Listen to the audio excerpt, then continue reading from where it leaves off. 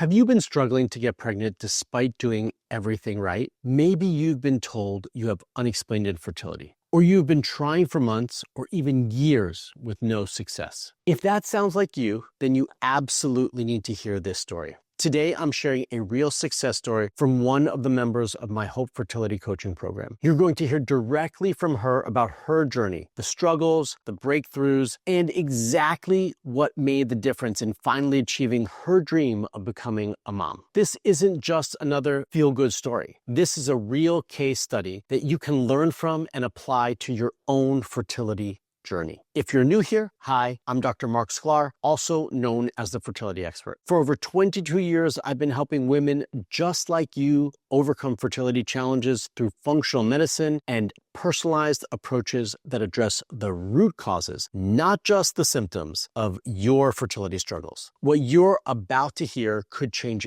everything for your fertility journey. She's going to share the exact strategies that worked for her, the mindset shifts that were crucial, and the specific steps that led to her success. But before we dive into her story, I want to share something with you. If you've been trying to get pregnant without success, I personally invite you to book a complimentary fertility consultation with my team. On this call, we'll take a deep dive into your unique fertility journey, uncover potential roadblocks, and map out a clear, personalized roadmap to help you optimize your fertility naturally. The link is in the description below. Now, let's hear this incredible story. Okay, now let's get started hearing from Kristen. Yeah, okay, so we were on our fertility journey for about 4 years, maybe a little bit over 4 years. We first tried naturally, of course, and we started peeing on the sticks to see where the LH is and timing it correctly and trying all that, and just nothing has worked. And then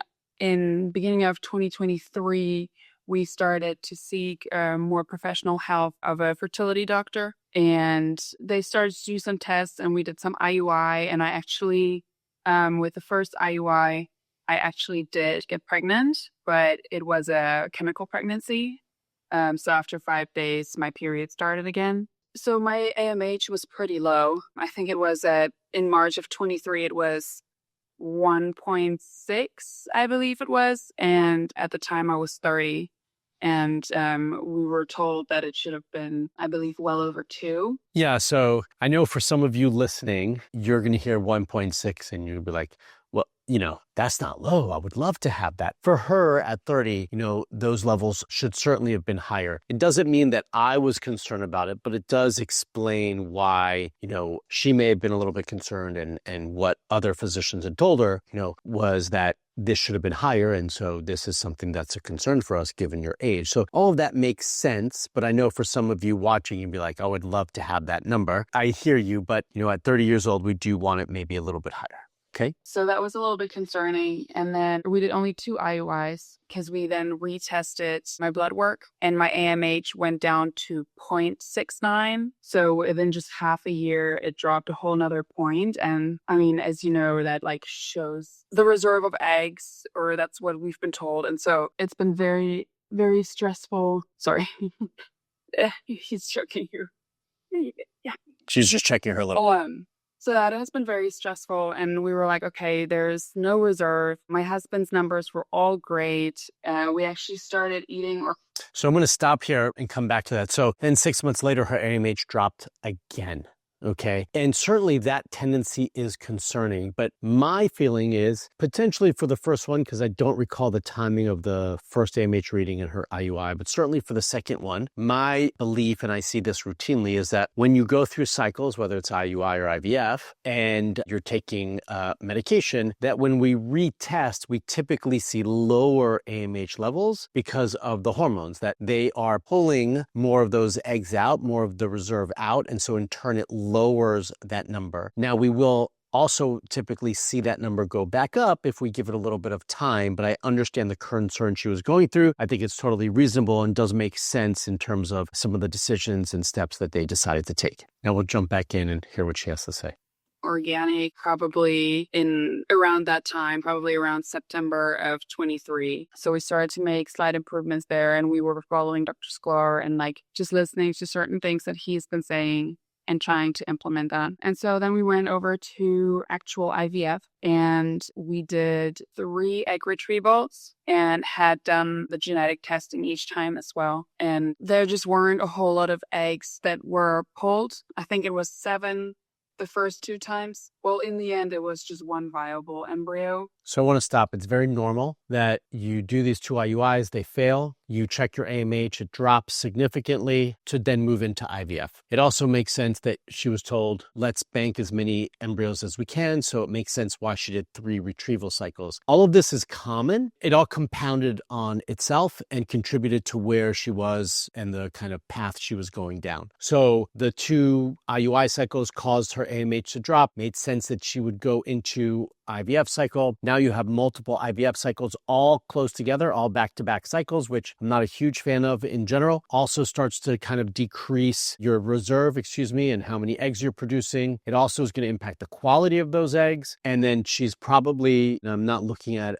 them right now, but she probably was also then given higher doses of medication, which does the same thing. So all of this kind of worked against her up until this point. That where the genetics actually came back good. I believe it was actually out of the 3 egg retrievals, it was 5 that actually made it to blastocyst. So out of 5, only 1 was genetically good in the sense. And so at that point, we've been following Dr. Sklar for quite some time. And we just, it just didn't work. So we were trying to seek more of a different approach. And I am in general a big proponent of more of a natural way, not a whole lot of medication and more of that route. So Dr. Sklar definitely spoke to me and us in that way. And then I think the last egg retrieval was in March.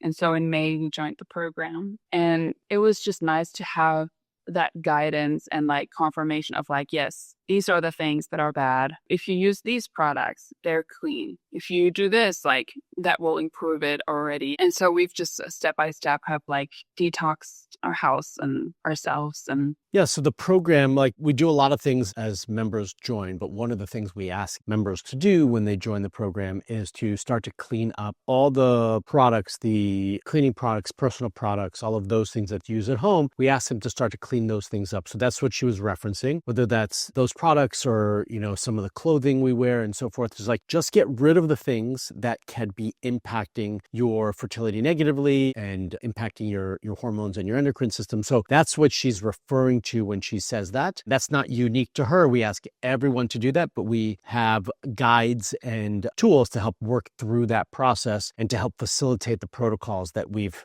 asked them to do. Now, unique to her and why getting rid of all these toxic chemicals in her house and in their environment was important for her was because of all the hormones. She's just basically done 5 rounds of hormones, and we want to take that burden off of her system. We want to support her body and her liver's ability to detoxify those hormones on their own. We want to kind of press the reset button and get her back to where she needed to be. That was one of the pieces of that puzzle. Now, we also had to do several other things to help get her back to kind of balance and to help clean out all those extra hormones, support her body to do that on its own. That was one of the first steps that we ask her to do. We ask everyone to kind of start with our little reset detox, which she did, and then to kind of progress from there. Oh yeah, and I did the environmental detox as well, which showed that I had 8 different substances really high in my system, one of which was BPAs and pesticides and herbicides, which I was, especially the BPA, I was very floored by because I don't drink out of plastic bottles and I try to avoid all of this plastic stuff as much as I can. And then to see that my levels are that high, I'm other people, especially here in America, those levels must be at an insane level if my levels are already that high. Yeah. So in addition to doing everything else I just mentioned, I won't repeat it for time. We do have and ask all of our members to do an environmental toxin test to see what their levels are in all of these areas. So what she mentioned, BPA and phthalates, pesticides and glyphosate, and the list is long. It's not just a small list. So for her, those came up positive. She had 8 or 9 areas that were elevated that needed to be supported and detoxed. So in addition to everything else I mentioned previously, then we have a protocol just for this. tools to help her do that. And then we're also guiding her on what is going on in her environment, her house, that needs to be cleaned up. Like she said, she doesn't use a lot of plastic. And so she was surprised about the BPA, but BPA is used in a lot of things these days. Actually, the lining in canned foods has BPA in it. All the receipt paper that you get at every store when they hand it to you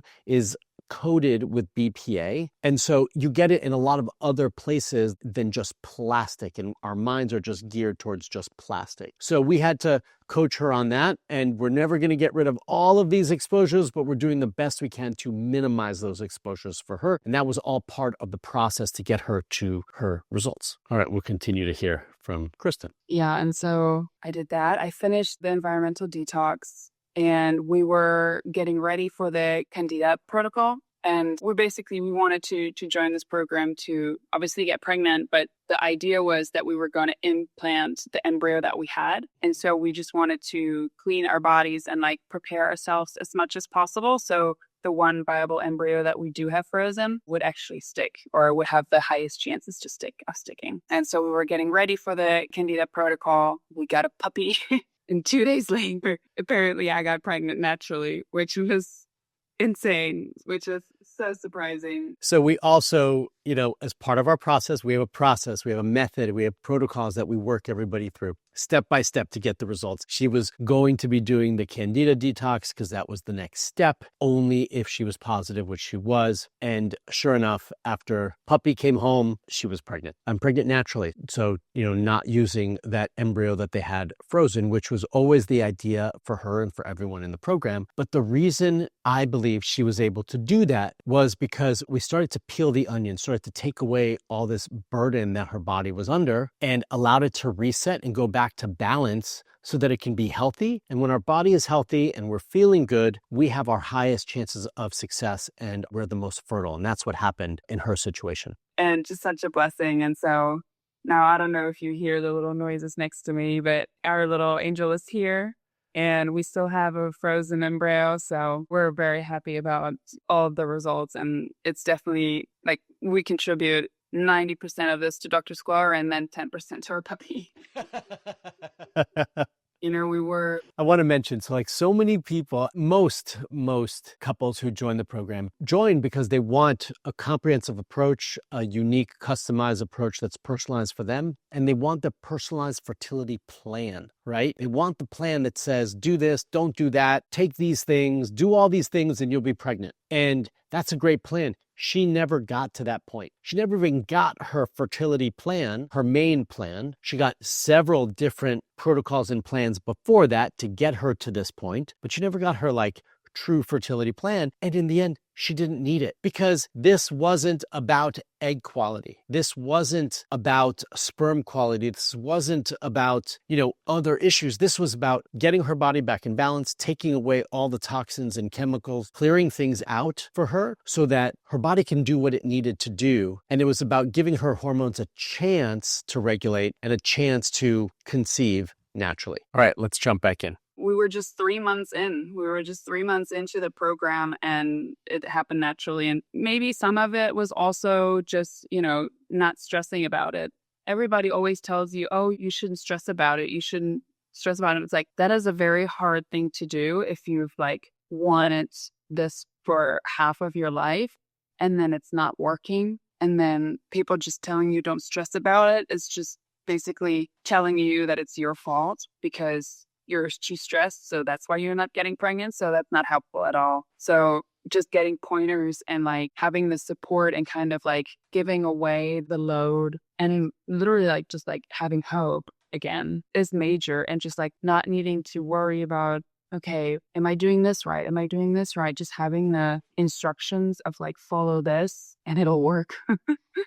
It's just huge. It's just major. We hear that last point from a lot of members, taking the burden off of our shoulders, taking that weight off of our shoulders, and just having process to follow, having myself and my team to lean on, ask questions, trust in the process, to be guided. That makes a huge difference, right? It's not just relaxing, but you can take that stress off, which is basically what I think she was saying. And that is a huge piece to this process. It's being able to follow that process and kind of take that burden off of yourselves to figure everything working out and be researching and doing all these things. And in just 3 months on her side, which doesn't happen for everybody, but it did for her, she was pregnant and they were able to carry to full term with a healthy baby. And they still have an embryo for the future. And it was all due to the program, the process, them trusting that process and following through, and a little puppy as well. So that's what was unique about her situation. It was being able to follow through and getting the support that she needed. And that support was really following the process, cleaning up her house, taking care of herself, and relieving that burden on her hormones, on her body, and putting her back to balance so that she could actually conceive naturally. Listen, I know that hearing success stories can sometimes feel overwhelming if you're still in the middle of your struggle. You might be thinking, that's wonderful for her,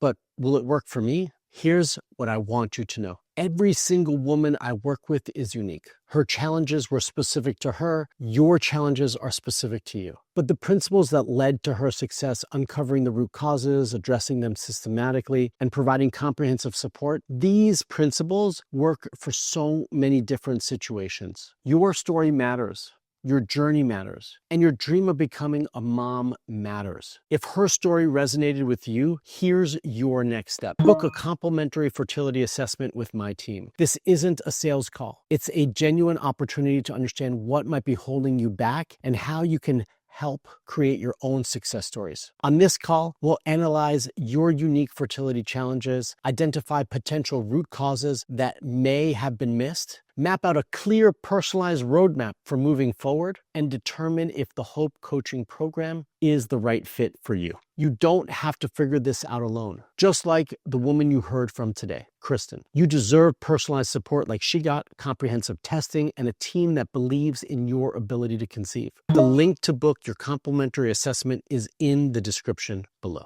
Before you go, I also want to share my free masterclass with you. The proven 5-step system to transform your fertility and reignite your hope to get pregnant. This masterclass will give you the foundation you need to start optimizing your fertility naturally. The link is also in the description. To keep learning about fertility and hearing more inspiring stories like this one, make sure to subscribe to this channel and hit the notification button so you know when I put out a new video. I share new videos every week with real strategies and real stories from real women who have overcome their fertility challenges. Remember, you're not broken, you're not alone, and your story isn't over yet. Just like the incredible woman you just heard from today, your breakthrough could be closer than you think. Sometimes all it takes is the right approach, the right support, and the courage to take that first step. Take that step today, book your complimentary assessment, and let's start writing